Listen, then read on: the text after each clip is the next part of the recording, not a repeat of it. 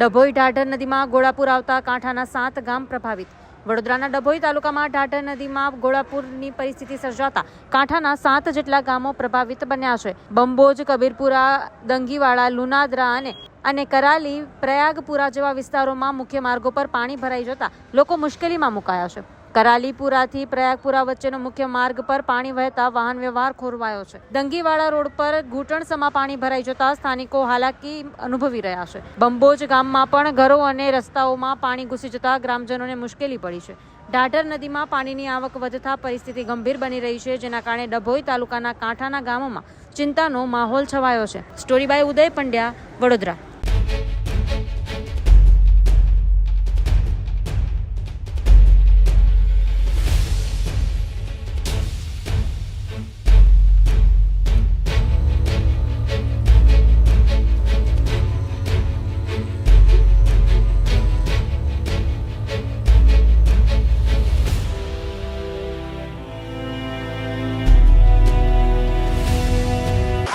સાફ કરાવો સરકારી તરીકે। આ પાણી કેટલું પડે છે, આ લોકોને કેટલું નુકસાન થાય છે એ લોકો જુઓ, ખાલી જોઈ લો તમે ત્યાં આગળ કેટલું નુકસાન થાય છે। ખાલી નદી સાફ કરાવો કે આજુબાજુ બધા ગામડાવાળા બહુ હેરાન થાય છે, બરાબર? હા,